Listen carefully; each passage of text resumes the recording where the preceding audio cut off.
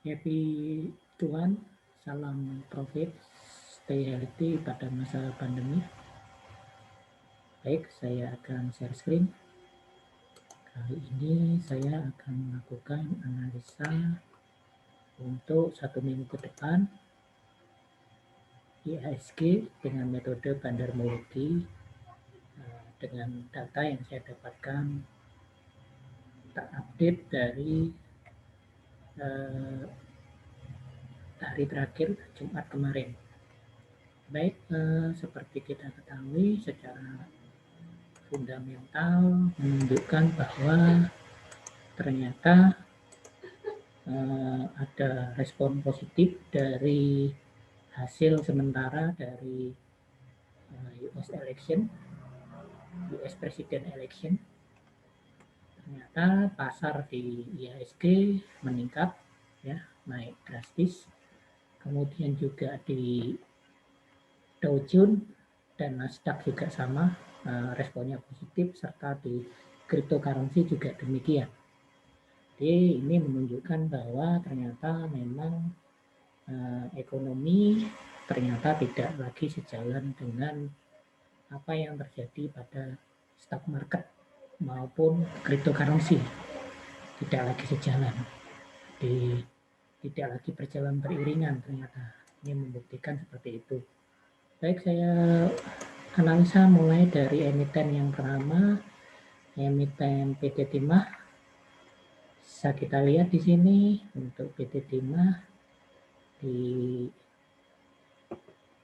hari Jumat kemarin ada penurunan, ya, terbukti dari sentimennya, sentimen untuk buyer maupun seller sama kuat, artinya berwarna abu-abu. Kemudian juga chartnya menunjukkan bahwa volume perdagangan mulai menurun untuk PT Timah.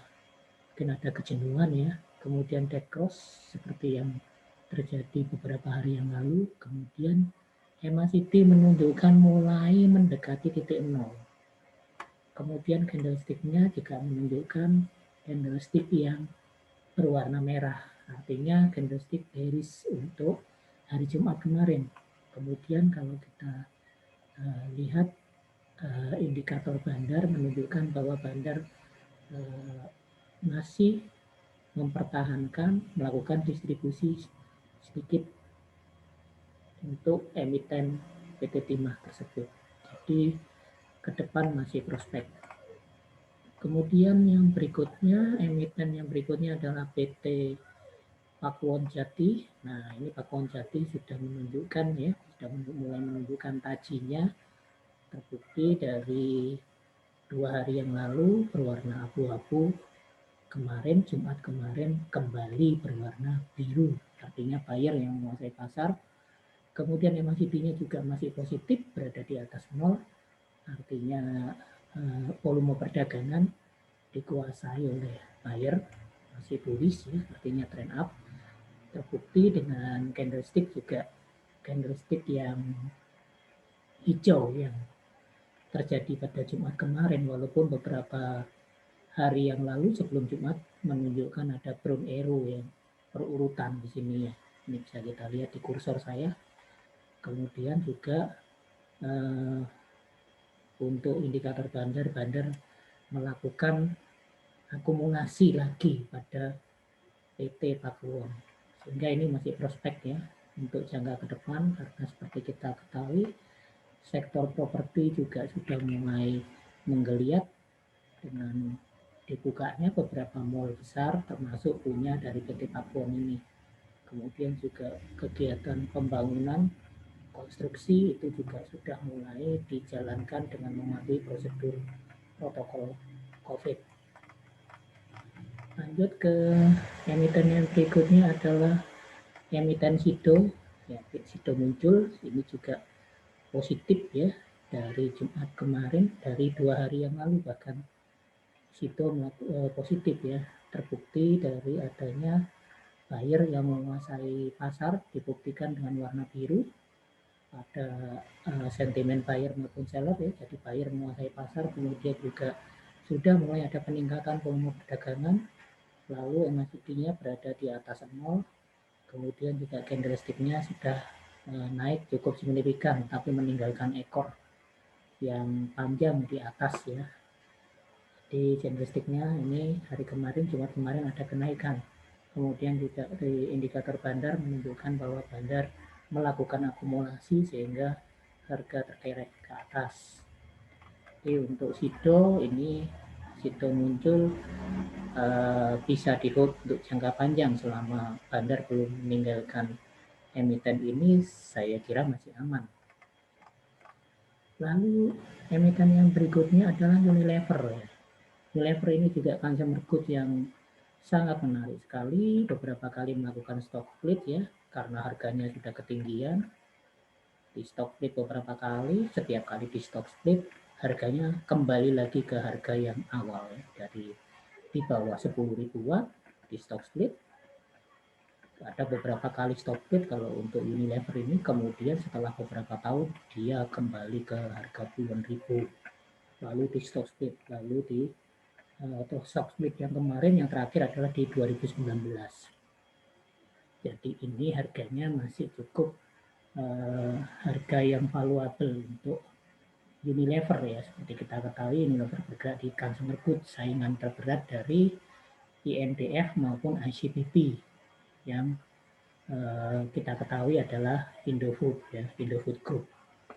Unilever ini juga pesaing beratnya. Yang bisa kita lihat di sini sejak awal November buyer menguasai pasar, kemudian juga volume perdagangan mulai naik, kemudian MACD juga mulai berada di atas 0, dan bisa kita lihat di sini ada peluang untuk buy untuk Unilever ya, karena di candlestick-nya juga candlestick yang berwarna hijau. Kemudian juga untuk bandar menunjukkan bahwa ada akumulasi yang dilakukan oleh bandar. Kemudian lanjut ke emiten berikutnya. Dan berikutnya adalah Bank Jatim. Ini Bank Jatim juga ada sinyal untuk buy. Ya, selain Unilever.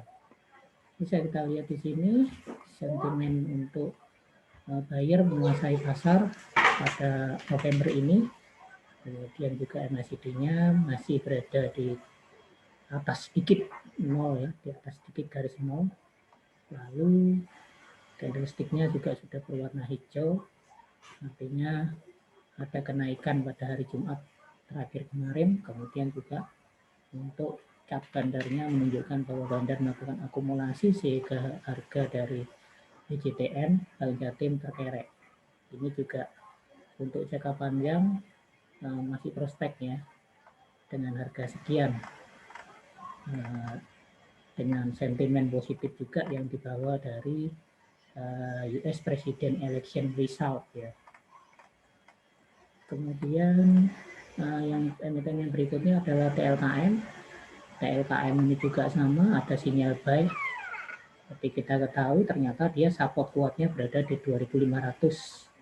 Ini menunjukkan setelah berbulan-bulan turun terus, kemudian pada November ini PT Telkom naik. Sudah ada sinyal di situ, volume perdagangan juga meningkat. Artinya ada asing yang masuk ke PT Telkom. Kemudian juga candlestick-nya candlestick yang utuh ya. Artinya tidak ada ekor sama sekali, naiknya cukup tinggi. Kemudian kalau kita lihat di sini bandarnya pun bandar masuk di TLKM ya, sehingga harganya terkerek cukup drastis ya, naiknya cukup signifikan.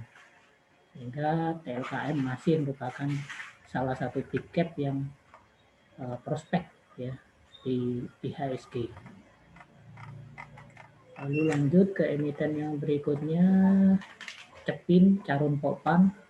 Charoen Pokphand juga naik cukup signifikan ya, 2 hari terakhir di minggu kemarin, Kamis dan Jumat, menunjukkan bahwa ini biru ya, berarti buyer menguasai pasar, menguasai market. Kemudian juga ada kenaikan volume perdagangan dan MACD-nya sudah berada di atas 0. Kemudian kalau kita lihat di sini Bandar melakukan akumulasi sehingga harga terkerek ke atas. Kemudian yang berikutnya WSKT, sengaja saya cantumkan WSKT ya, Waskita, salah satu BUMN. Waskita menunjukkan ini pertarungan antara buyer dan seller, maka warnanya abu-abu. Kemudian juga untuk volume perdagangan sudah cukup meningkat dibanding yang sebelum-sebelumnya. Lalu walaupun beberapa sejak November ya, akhir Oktober tepatnya sudah ada dead cross, tetapi di sini bisa kita lihat MACD-nya juga mulai mendekati nol. Kemudian harga ternyata di akhir minggu kemarin tidak bergerak. Kemudian untuk WSKT di sini untuk indikator Bandar menunjukkan bahwa Bandar melakukan distribusi untuk, saya kira kepentingannya untuk memperoleh harga yang lebih murah. Kemudian lanjut ke emiten berikutnya HMSP. Ini juga kemarin saya sampaikan ya, HMSP itu turun dan akhir minggu kemarin juga seiring dengan sentimen di Dow Jones, di Nasdaq, maka IHSG mengikuti ya, naik juga. Nah, ini juga sama, HMSP kemarin di akhir minggu juga naik. Walaupun mungkin kenaikannya tidak signifikan, tapi ini prospek sekali karena di valuasi yang cukup rendah untuk HMSP. Bisa kita lihat di sini berwarna biru, kemudian volume perdagangan juga naik, artinya buyer menguasai. Kemudian juga MACD juga sudah mulai menembus titik nol ya, di atas titik nol. Candlestick juga berwarna hijau dan di sini ada Bandar yang berusaha untuk mengerek harga dengan melakukan akumulasi. Lalu berikutnya MKDA, ya ini Merdeka Chopper yang bergerak di bidang komoditi, tepatnya emas, tembaga, dan perak. Ini juga sengaja saya ambilkan. Ini juga baru saja melakukan stock split untuk MKDA ini. Kita bisa lihat di sini ya, MKDA, nah ini sudah biru, sentimennya buyer menguasai pasar, ada kenaikan volume perdagangan, kemudian juga MACD berada di atas, walaupun kemarin masih ada koreksi untuk MKDA. Jadi candlestick-nya candlestick bearish, turun ya. Ini anomali dibandingkan emiten-emiten yang lain seiring dengan indeks IHSG yang kemarin di minggu terakhir kemarin, hari terakhir di minggu kemarin itu Jumat naik. Nah, ini emiten ini ada Bandar melakukan distribusi sepertinya untuk mencapai harga yang lebih murah. Demikian yang bisa saya sampaikan untuk analisa mingguan untuk IHSG. Beberapa emiten sudah saya bahas dengan menggunakan metode bandarmologi. Sekali lagi, channel ini sifatnya adalah edukasi. Segala keputusan yang diambil semata-mata tanggung jawab dari Bapak, Ibu, dan Sobat Investor sekalian.